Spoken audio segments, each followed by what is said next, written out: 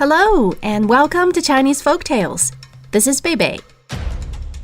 Last time, we talked about the Yellow Emperor and how he ascended to heaven on the back of a dragon. So, who was the emperor after him? Was he a human? A god? A monster? Or something in between? And you probably also sensed this gradual transition from supernatural figures to more realistic ones in our series so far. Well, let's see if this trend continues.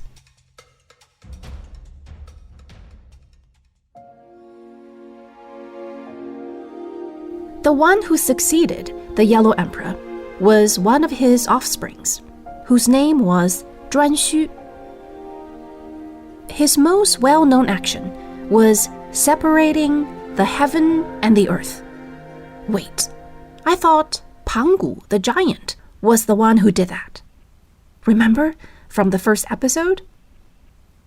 Why did Emperor Zhuanxu do it again? Well, let's see why and how. During the reign of the Yellow Emperor, there were still exchanges and communication between heaven and earth. Human beings and celestial beings went back and forth. How did they do that? Well, there was a ladder that connected heaven and earth. That's how.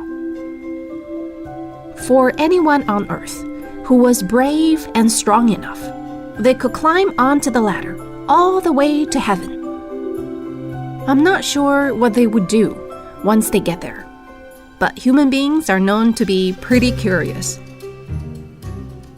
It's no easy task, for sure, but there was a clear path of ascension if that's what you desired.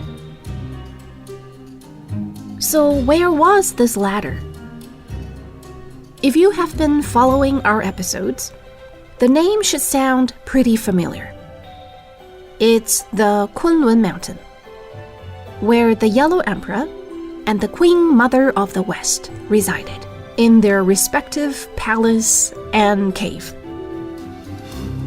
The mountain was so tall that it went all the way into the sky. The ladder, supposedly, was made from a special kind of magical tree that was super tall. One could not see its top at all. It was through this ladder that the Yellow Emperor traversed between heaven and earth. When it was Zhuanxu's turn to rule the world, he was not very happy with this ladder. And not just in the physical sense. He felt that this mixing of the heavenly and the earthly could get a bit out of control. There might come another Chiyu who could have friends with out-of-this-world powers. He did not want trouble of that kind.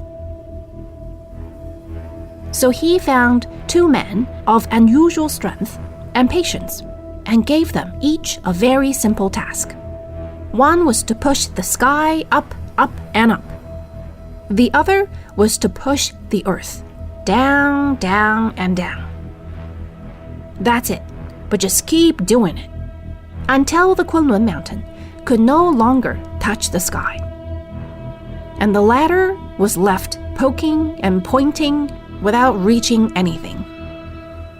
It was since then that there came a clear demarcation of what belonged to the earthly realm and what belonged to the heavens. For me, it's like telling people who made up stories that, hey, no more weird creatures with heads of a human and bodies of tigers. People are people and gods are gods. But of course, it was not that absolute. Celestial beings could sneak down to the earth, but people could no longer ascend to the sky. The gods belonged to the heavens, to be worshipped and admired by the humans down below. not everyone liked this change of events. People wanted choices, a visa to heaven. So some started making up stories about Zhuanxu, or maybe they were based on true stories. Some said that Zhuanxu didn't do a good job disciplining his children, especially one of his sons named Tao Wu. Tao Wu was one stubborn child. He said no to everything, no matter what people said to him. In fact, his name means a wooden club. Really not much of a compliment.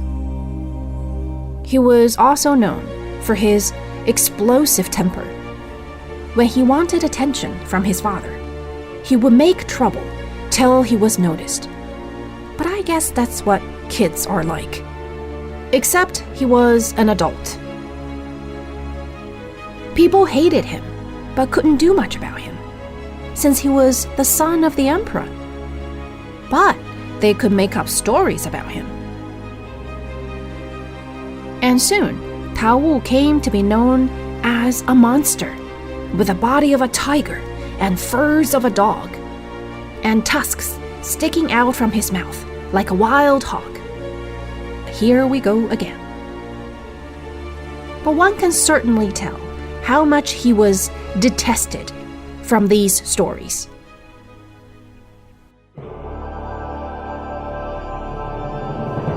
Despite the reputation of his son, some other important accomplishments were also attributed to Emperor Zhuanxu. For example, he divided his kingdom into different regions so they could be administered more efficiently. He also issued the calendar, which was used all the way till the start of the Han Dynasty. And with the unification of the country by Emperor Qin Shi Huang, Zhuanxu's calendar became the national standard. It's different from the ones we use today, with every year starting in January, and with each year starting in the spring by the lunar calendar. At Emperor Zhuanxu's time, each year started in October, or the start of winter. The issuance of the calendar was of special significance because they were like the schedule book for farmers. The Zhuanxu calendar was very accurate and worked for the entire nation back then. In a way, it set up a uniform order for the world known to the Chinese people at that time.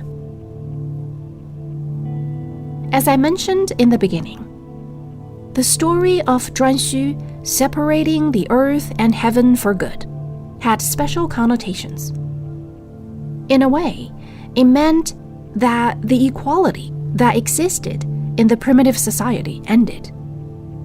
Few prominent tribal leaders now ruled over a large portion of the population. They became the lords of heaven with supreme powers. The records about the lords of heaven were scattered and messy at first, maybe because there were more than one lord of heaven. Gradually, the stories sorted out, and the gods ascended further into the celestial realm. Zhuanxu was only one of the 5 major emperors in ancient China. We will get to the rest in future episodes. Hope to see you then, and bye for now.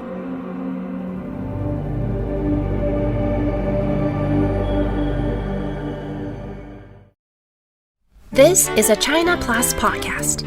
Special thanks go out to Sanlian Zhongdu for their help in creating the content for this show. If you like the podcast, please give us a rating, and be sure to subscribe wherever you listen.